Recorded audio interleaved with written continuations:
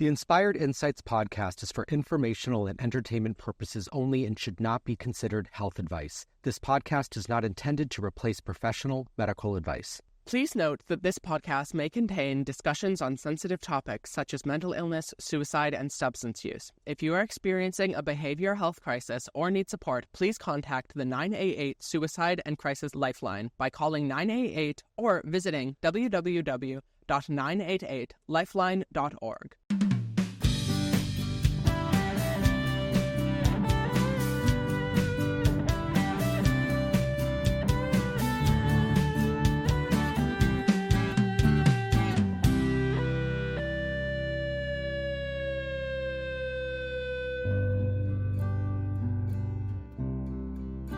Soren, welcome back. Yes, welcome back. I have to just draw attention to something first. This is absolute brilliance. It's absolute brilliance. I'm so excited about it. I was really afraid that it was going to look like shit, but it's gorgeous. And as I said to you, probably in an offensive way, it is better than I imagined it would be. Like when I hear craft project, I instantly, because I'm not a craft project kind of guy, this is gorgeous. And you did this absolutely yourself. And for audio listeners, it is a flower wall that we've set up behind us in the studio. Of course, it's not real flowers, but very beautiful nonetheless. And we'll take some pictures and we'll put them up on social so our audio listeners can view what we're talking about. It's beautiful. It changes the whole vibe. I love it. I love it. I'm really glad that it came out like it did. Me too. Me too. All right, Inspired Insight of the week for me. So I have used shades of this Inspired Insight from time to time, but it is absolutely remaining true for me. And it's a theme that you and I have talked about way back, even the beginning of season 1. And the theme of this Inspired Insight is joy. And the importance and the essential role that joy plays in our health and our healing and our wellness. And I had the opportunity to present a training this past week for a local agency here on just the importance of joy and how joy is connected to hope and resilience and healing. And last week I was in the beautiful state of Ohio presenting the LGBTQ plus version of this presentation on queer joy and the role that social workers, pediatric social workers, have to play in supporting queer youth and families in centering joy in their lives. And just that's such a critical component of our work as providers. So joy, finding joy. This wall brings me joy. I love it. Real. I love it. Your Inspired Insights. Yes. So on a similar kind of topic, my Inspired Insight is more about how to go about achieving that joy. And I think oftentimes we hear a lot about this idea of gratitude and perspective, but I think people don't understand fully the importance of that and what gratitude as like a tool is really doing. And for me, gratitude is really about reframing situations and placing a stronger emphasis on the positive, right? Like, I think especially when we are in a down mood, we have a tendency to frame things negatively all the time. Yeah. And I see this in my friends and I see this in myself sometimes. We can focus exclusively on the negatives of given situations, right? And ultimately, I think our perspective on the world is guided mainly by our own internal thoughts, which we have control of, right? So my main idea is framing.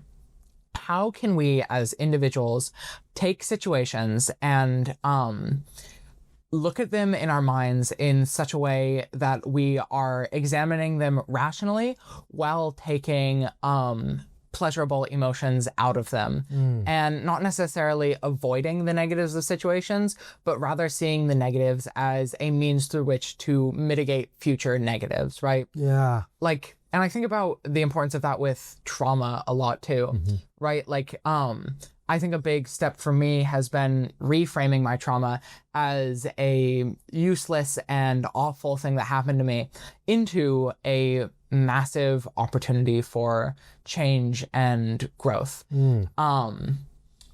Yeah. Yeah, I want to sit right here and unpack this a bit more for you and I and for our listeners, because I think this ties so interestingly to this concept of joy and hope and resilience, right? And I sometimes wonder, like, chicken and egg.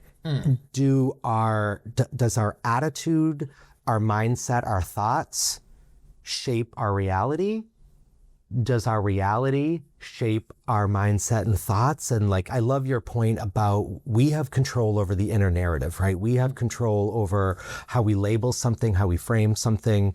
But what are your thoughts on that chicken egg? Well, I'm going to start first with kind of how I view reality, right? Like, I think reality is primarily a reflection of our internal state, right? Because all of our experiences are dictated by our perceptions, and we ultimately have no means of gathering data about the external world past our internal sensations, right? Like, we as entities are broadly incapable of determining objective reality without relying upon our senses. And our senses are very much at the whim of our emotional and mental state, right? So starting off with that premise of this idea that we quite literally define the world around us through our own perspective. And then I think about this idea of our relationship, the relationship between our emotions, thoughts, and behaviors, right? Like, I often talk with my mother, and this is kind of her nugget of wisdom, but it's very much like a triangular exchange, emotions, thoughts, and behaviors, right? I think as humans, we can't really control our emotions. They kind of operate externally, but our thoughts can control our emotions, and our behaviors can control our emotions, and our thoughts can control our behaviors, and we can control our thoughts. That's right. Yeah. That's right. Well, your mom and I share being clinical social workers in common. And that triangle is the whole premise of cognitive behavioral therapy, right? CBT, that my cognitions, my behaviors, and my thinking are all connected there. And I love that triangle is so clear, like that visual is so clear to me. And so when I approach a situation, a problem, a conflict, and I have this ability to conceptualize the problem in a way that feels doable. I'm confident that I can be successful. You don't typically give it another second thought, right? Because you just approach it with, and if we're confronted with a problem that maybe we have some lived experience navigating, and we've been successful in the past, again, we don't give it that second thought. We just approach it from the same lived experience of success. Conversely, when I am confronted with something I've never dealt with before, or I'm supporting somebody with something that we've never dealt with before, I've got to source information from somewhere. Yeah. And if I don't feel confident about it and I don't feel good about it, it's going to lead me to maybe not do my best, or maybe feel like my best isn't good enough. Yeah. So that triangle is so important in navigating, to your point, navigating the world and figuring out what we have control over. Exactly. I think, like, ultimately, my big emphasis that I place when I'm talking with my friends, when I'm talking with my family, is that we kind of have control over everything, right? Like, everything is defined by us as individuals. And when we can understand ourselves as individuals, and when we can process things rationally to benefit ourselves and others, then we have control over the entire universe. The world is our oyster, right? In unlocking the ability to control our thoughts and through those thoughts sort of guide our emotions and nurture ourselves and make sure that we're behaving in the proper way, we can control almost anything. What have you found has been helpful for you? Like, as you were saying, our emotions come up, like we don't have control when that feeling comes up, whether it's jealousy or shame or joy, happiness, anger. We don't, like, that feeling is there. What have you found helpful in being able to press pause and lean in to naming that feeling, recognizing I don't have control over the feeling, but I have the ability to explore, get introspective, and make sure that that feeling isn't hijacking the thought or the behavior? Yeah, I think it's really easy for us, and when I was in crisis, I was constantly allowing my feelings to directly control every thought and action that I was taking. And it's really easy for that to be the case because our emotions are urgent needs. They are not something that is existing as a tool for us necessarily, even though I do think our emotions can serve us really well. They exist as sort of like a wild, internal, natural force. I see them as a little bit more like primordial, right? Yeah. And humans are fantastic at shaping the elements to do what we want, right? And I think we can do the exact same thing with our emotions. For me, I think a big step in recovery and everyday life is the immediate response to stimuli being thought, right? And obviously, I'm sure our audience knows I'm a bit more cerebral than your average person. No, I know. But every single time I experience something that might result in a negative emotion, my immediate reaction is to first think about it. Yeah. And I think then it allows me to I used to have these thought loops that were fed by my emotions. I would have an emotional stimuli like a trauma reaction or something, and then my thoughts would feed into those emotions and the emotions would grow more intense, and then it would make more negative thoughts and it would become a spiraling feedback. Yeah. And I think a lot of people have the tendency to do that, right? And the biggest first step is control your thoughts, because your thoughts are concrete. Your thoughts are identifiable, and your thoughts are easily expressed. Yeah. Right. In the way that emotions are very difficult to express. And once you can sort of conceptualize situations off the bat, then you can start behaving in ways that nurture yourself. Yeah. Yeah, that gift of introspection, I think, is one of the greatest gifts we can give ourselves.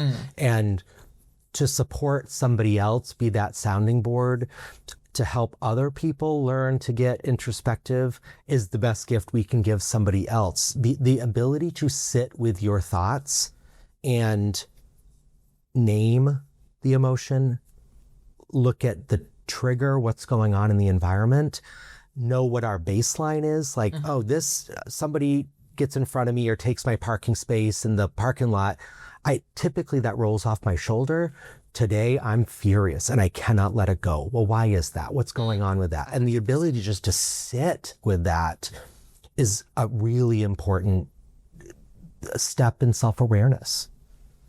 I totally agree. And you mentioned this idea of like a sounding board. Yeah. And I think in situations where we might start to act, and I have made a very conscious effort with this, using my mom as a resource.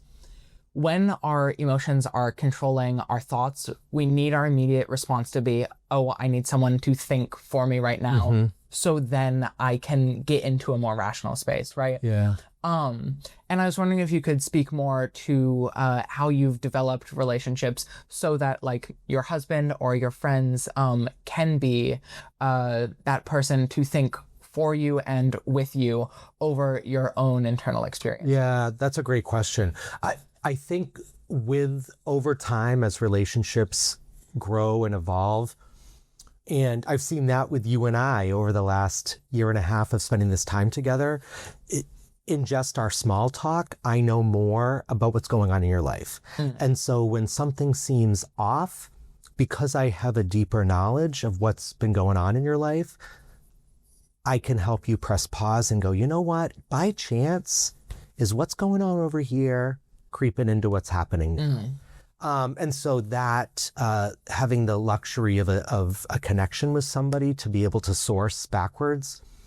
And I do this with strangers in my clinical worlds all the time, and helping folks to develop the skills to press pause, get regrounded, because you were saying that emotion. I love that description you have of this really primordial ooze, like those are our emotions. Yeah. And they can get the best of us. And so, okay, stop.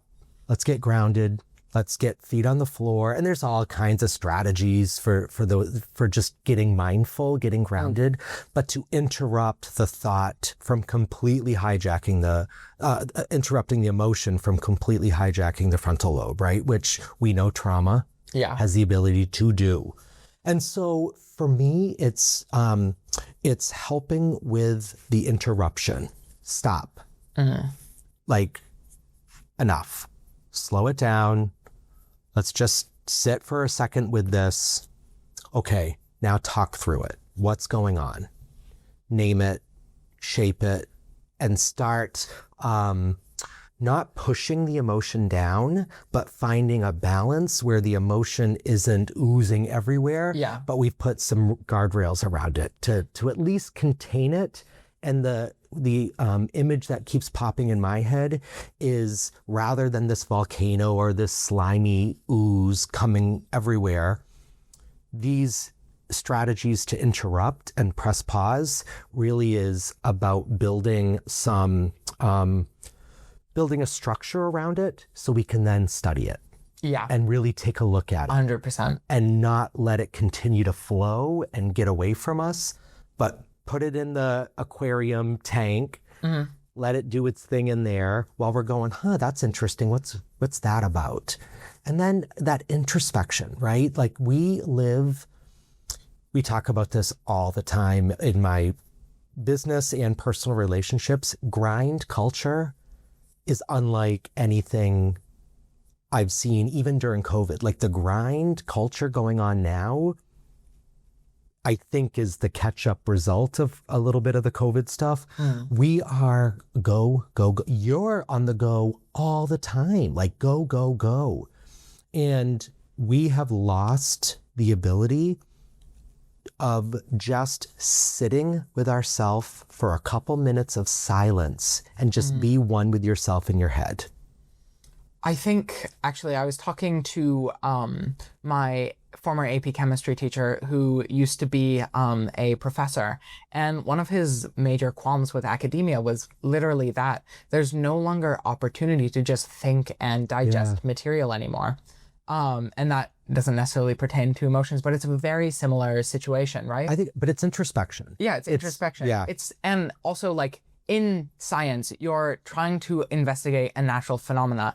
And bringing it back to this idea of framing, like when I'm experiencing a really strong emotion, my first thought is, oh, this is really interesting. Let's investigate. Like, it's an opportunity to kind of put on my Sherlock Holmes hat and get out the pipe tobacco. Right. Well, and you're a naturally curious person.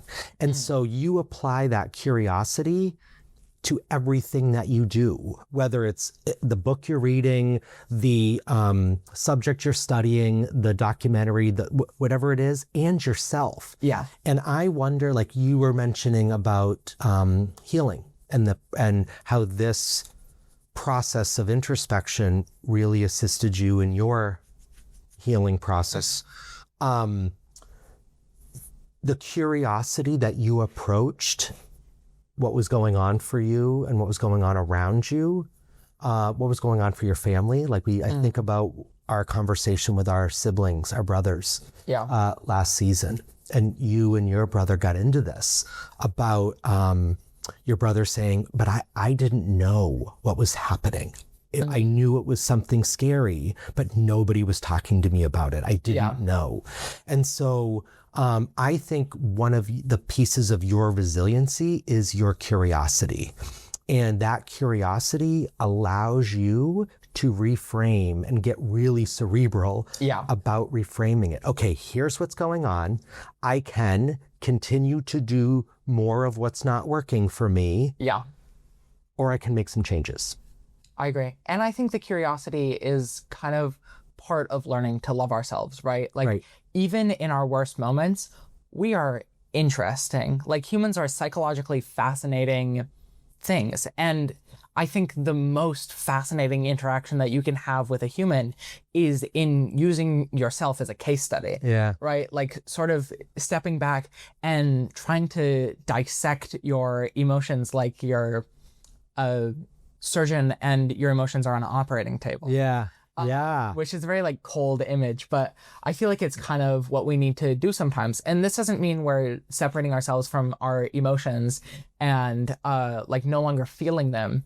It means that we're processing them in a more systematic fashion rather than suppressing them. And I think emotions naturally want to hide, right? Like think about the little boy who has a crush and then tries to hide it and instead bullies the girl or something of that nature. Or the other boy. Yeah, or the other boy, real.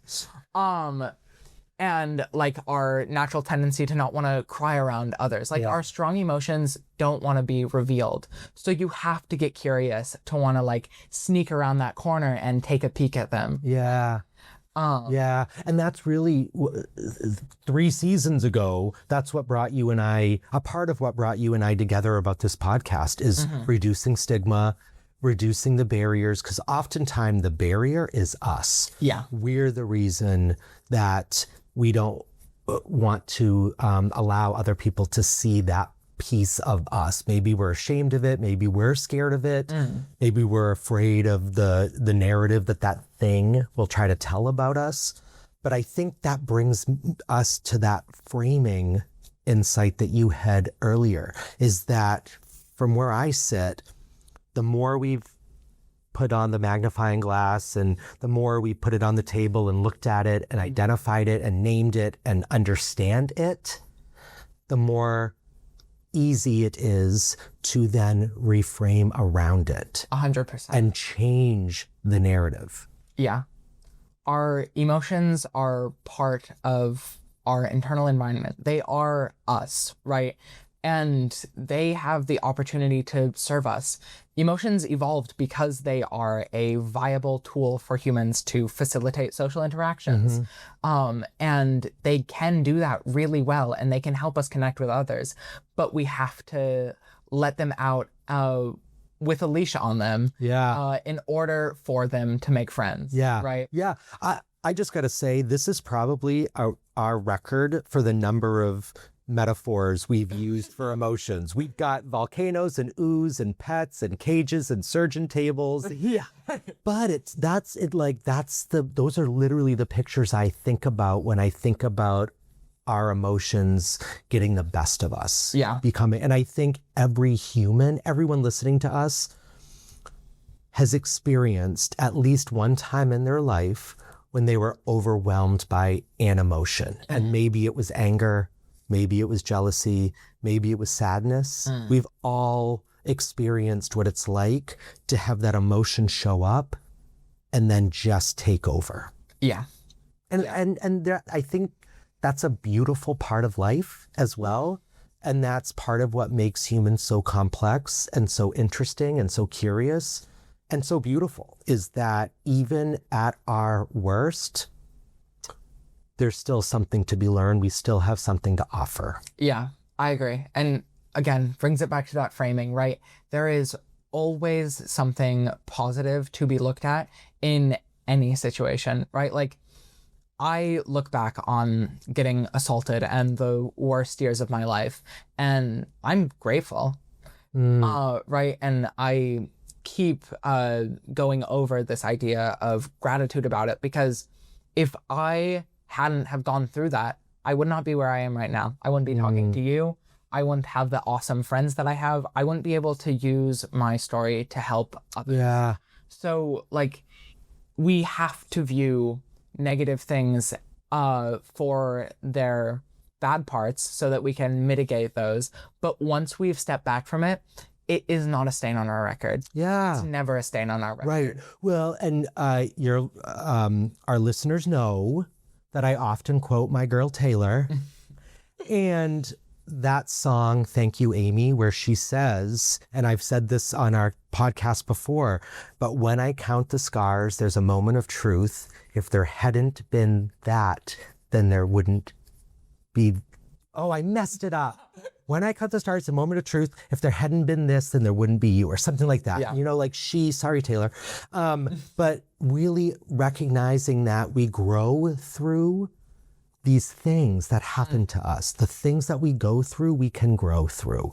And whether it's literal scars or whether those scars are more on the inside, to reframe that, as you have done so beautifully, as those scars are reminiscent of something I grew through. Yeah, 100%. And I wouldn't be sitting here if it hadn't happened.